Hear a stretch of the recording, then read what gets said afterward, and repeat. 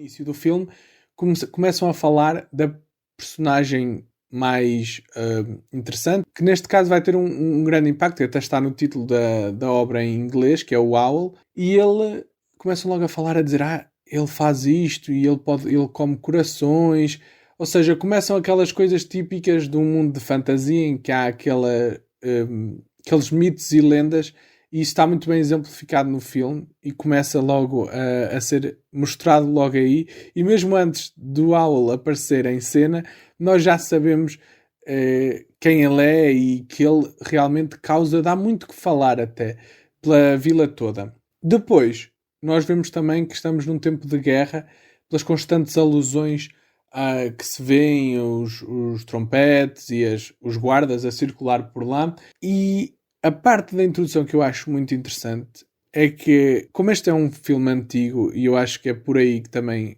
que esta introdução é assim, a introdução também é muito leve, ou seja, não existe uma sequência de música ou de coisa a introduzir. Tudo bem, existe, claro, uma sequência muito característica deste filme. Aliás, vocês certamente já devem ter ouvido. Se não ouviram, recomendo muito ouvir a música deste filme, porque é um filme que tem uma música boa. Aliás, tem um tema recorrente e esse tema é um tema muito bom, muito bem composto, musicalmente.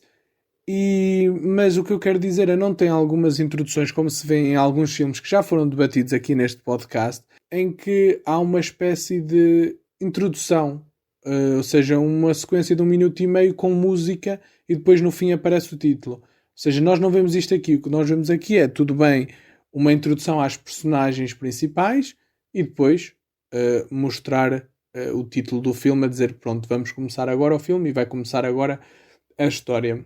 E isto para mim foi uma coisa que me cativou, porque acho que realmente esta introdução é mágica, é misteriosa e ao mesmo tempo, de certa maneira, tem uma certa... também magéstica, porque as coisas a que eles aludem, as feiticeiros e as bruxas, são algo aqui, pronto, deste domínio da fantasia que está muito bem presente no filme e que eles fazem questão de mostrar logo, que este é um mundo de fantasia, que há feiticeiros, há bruxas, há demónios, há de tudo. E acho que isso é um bom ponto e por isso eu gosto mesmo muito da maneira como introduzem o filme. Eu também achei que foi uma introdução muito típica. São daquelas em que não tens muitas palavras e apenas com o visual dá para perceber o que é que está a acontecer. Temos um comboio a passar no meio da vila que dá vida, de certa maneira. Temos os soldados a voltarem à cidade, o que também dá logo a entender, de certa maneira, que vai haver uma guerra ou batalhas já aconteceram que estão por ganhar. Sabemos que a história vai ter um bocado, ou pelo menos esta guerra vai ter um foco principal sobre como a história vai desenvolver-se. A nossa personagem principal, a Sophie, também, como já disseste, fazia chapéus. Eu gostei também da maneira que a introduziram, porque nota-se que é uma pessoa muito dedicada ao trabalho e que uma coisa que eu gostei foi quando ela queria sair à rua, ela queria pôr um chapéu bonito, mas depois dá, sei lá, ela parece que ela fica meio tímida porque aqui eles tentam logo explicar que a nossa personagem principal também é um bocado, tem pouca autoestima e não tem muita confiança. E é interessante porque também vai ser giro vê-la então evoluir ao longo deste filme. Eu gosto de 2 pontos que tu falas aí, que é o filme logo no início podia nem ter legendas, porque o filme está em japonês, mas podia nem ter legendas, que nós entendíamos mais ou menos o que se estava a passar. Acho que essa é uma marca muito interessante deste filme, e é uma marca também de um bom filme, porque mostra-nos então, lá está, visualmente nós conseguimos obter a história, não precisamos até de ouvir, ou seja, tem uma grande componente visual e descritiva que é muito forte e está muito bem conseguida neste filme. E isto também porque, sendo uma história de fantasia, é bom que pessoas de todas as idades consigam ver, e este filme, lá está, acho que é um filme que alcança todas as idades. E uma criança mais nova consegue ver o filme sem perceber as legendas, e claro, pode ouvir a versão dobrada, mas sem perceber as legendas, consegue perceber o que é que está a acontecer no filme. E eu acho que isso também mostra aqui a mestria do próprio estúdio Ghibli e na maneira como eles fazem os seus filmes. Pelo menos este aqui em particular tem essa marca de ser simples, mas é direto ao assunto. E eu gosto muito disso neste filme. Outra coisa que também falaste é a guerra. A guerra realmente vai ter aqui um foco central na maneira como se vai desenvolver a história.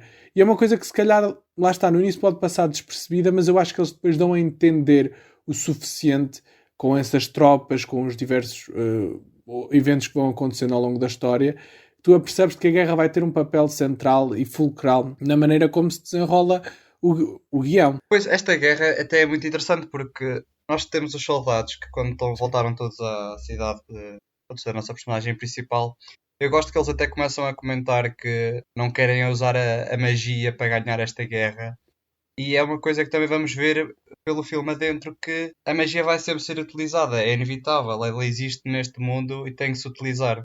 Além que isto parece um mundo um bocado para o medieval, de certa maneira, além que existem para os soldados, existem tanques de guerra, também existe esta tecnologia que transportam os monstros, os tais monstros neste mundo de fantasia, que têm que ser utilizados nesta guerra. E os soldados não querem, eles estão contra isso. Sim, mostra logo aquele contraponto da magia versus a realidade, ou versus não usar essa magia. E eles realmente falam disso logo no início. Mas também no início, quando já estávamos a falar na parte dos chapéus, tu não achaste curioso, por exemplo, a maneira como, pelo menos eu achei, que isto quase que esta história, de certa maneira, quase reflete, ou neste caso, é quase um paralelo, uma história paralela, muito similar, com muitos paralelismos, à história da Cinderela, no início. Eu não sei se reparaste nisso, porque eu acho que este filme tenta de ser uma história, percebes? Uma história como é a história da Cinderela, um clássico, e realmente no início tem assim esses traços, que eu acho que são algumas similaridades interessantes entre os dois filmes, porque realmente ela parece que está ali a falar com as irmãs, ou pelo menos que está ali a ser... pronto, a própria questão de ter menos autoestima e de se achar menos do que elas, do que as pessoas com quem ela estava a trabalhar, acho que tem assim umas coisas interessantes, paralelismos interessantes com por exemplo, a história da Cinderela. Sim, tens razão, porque ela no início, quando está com as tais irmãs ou com as pessoas do trabalho, ela está sempre naquele quartinho fechado a fazer o seu trabalho, enquanto elas estão todas a falar, todas juntas, a divertir-se. Ela é sempre um bocado excluída, tal como a Cinderela. E nota-se realmente que parece que então que aqui os realizadores, o diretor do filme, parece que está então já a tentar, de certa maneira, inspirar-se, digamos assim, nas histórias, nos contos clássicos, e parece que está a tentar também fazer desta própria história do Howl um conto clássico, por assim dizer. Daí que eu tenha referido antes esta simplicidade que eu acho que foi feita de propósito para tornar este filme acessível a todas as idades e de certa maneira torná-lo um clássico, uma história clássica para todas as idades, como eu já referi. E sendo então uma história clássica, há sempre aqui aquela questão do mal e do bem. E no filme nós temos então espelhado o mal pela bruxa do Oeste. Esta bruxa, aliás, então personifica aqui o mal da história. E é então ela que começa a criar, pelo menos no início, do nosso ponto de vista, começa a criar então aqui dissabores para a nossa personagem principal. A história é então pontapeada para a frente pela própria bruxa quando ela lança a maldição sobre a nossa personagem principal.